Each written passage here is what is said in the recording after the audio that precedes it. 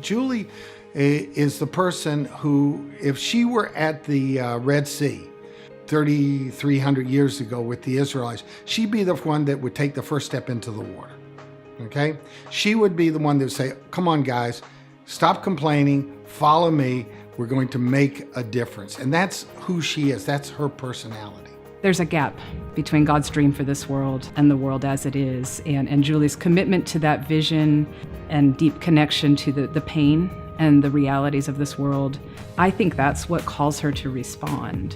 How can I describe her in action? She is sincere, she is authentic, she is inspirational, and she lives her faith on a daily basis. She actually has changed people's lives in this community, and she definitely is a person that helps educate our community on issues that are happening here. You can't be around Julie and not want to be a part of what she's involved in. She has an energy, she has an excitement that just sort of illuminates around an aura about her that you want to be a part of. You want to be a part of that because you feel her dedication and her commitment to doing what's right, doing the right thing.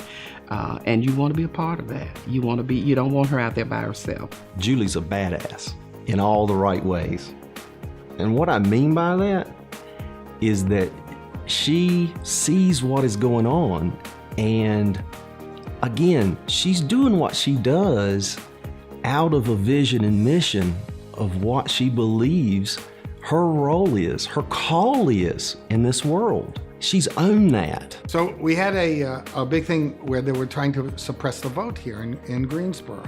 And so Julie and I and other clergy went to the Board of Elections. All of a sudden, after 8 minutes, Julie gets up, and you can see it on the video. And she whacks Reverend Spearman on this side, and she whacks me on this side. She said, "Let the people vote." Okay, we all got up, and the meeting just went bananas. And we basically stopped the meeting and forced them. Okay, we really did. We really forced them to listen to the will of the people. I was not surprised to hear that she was part of a large group of pastors and other concerned citizens that were willing to present themselves and their bodies for arrest in confrontation with the powers and principalities, knowing full well there would be consequences to that. The police officer that arrested her in Raleigh outside of Tillis's office on that day probably felt God didn't like him that day. One day sitting at home and watching on social media as she was getting arrested and thinking to myself, my God, what incredible courage. And it just is, I was in awe of watching her put herself on the line. She's a risk taker, and she cares about those that can't speak for themselves. She would tell you, it's really not about her. It's about the work.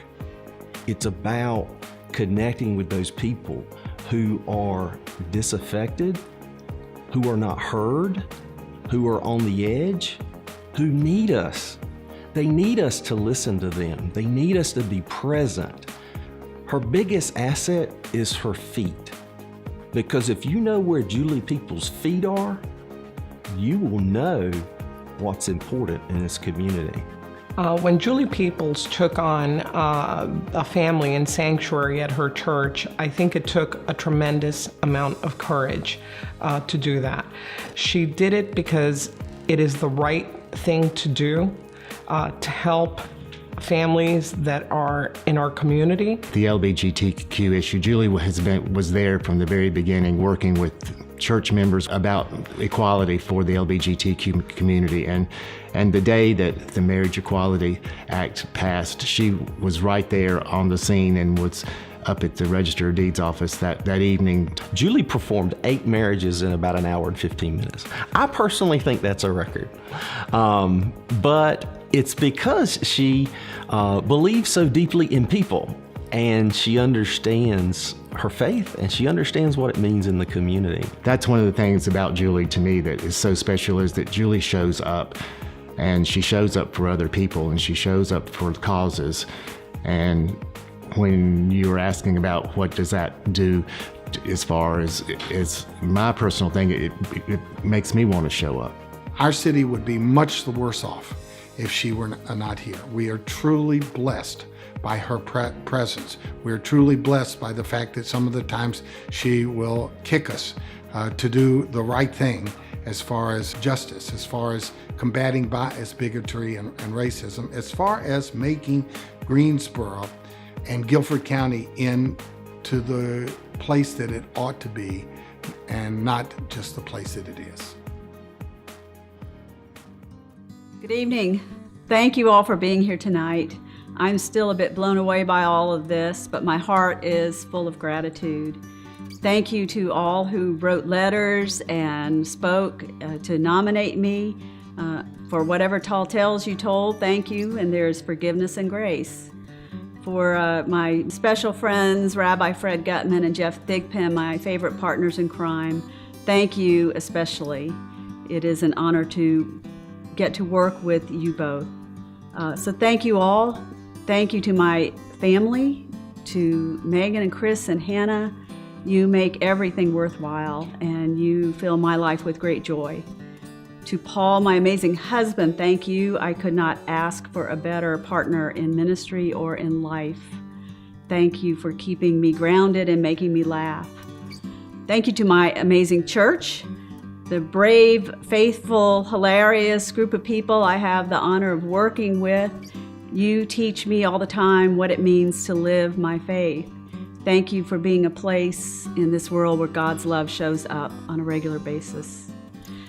And thank you to NCCJ and Ivan and all the amazing folks at NCCJ. I am such a huge fan of this organization and all the good that it does, and especially a fan of Anytown. Anytown really does rock. Anytown changes lives, including mine. Every year I go up to that mountain feeling empty, and every year I come back with my hope restored. I have confidence that the future holds great things because these young leaders get it, and they are determined and they are creative, and they will lead us well. So thank you all. As long as there are still people around us who believe that some people's children are less worthy than other people's children, we will need NCCJ. We will need Anytown. We will need the faith communities. We will need all of you, individuals and groups, working together. My congregation recently had the great honor of serving as a sanctuary church, and we remain a sanctuary church. We had the great privilege and joy of accompanying Minerva Cisneros Garcia and her family as they stayed with us for 3 months.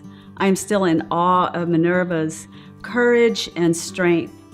She taught us many things, and one of those things for me has been that we need to be sanctuary for each other now. We need to center the voices of DACA recipients and transgender folks and people of color and immigrants, all those who are being especially targeted these days. We need to be sanctuary for each other, to provide one another safe space, to remind each other that we are not alone, to show up and speak up and stand up for one another, and to remind one another that we are led and held and loved by a God who crosses all borders. The great Frederick Buechner once said, "Beautiful and terrible things will happen in this world. Do not be afraid." So friends, eat your dessert. Enjoy this evening, open your wallets for NCCJ, and tomorrow, let's all get back to work. Thank you all.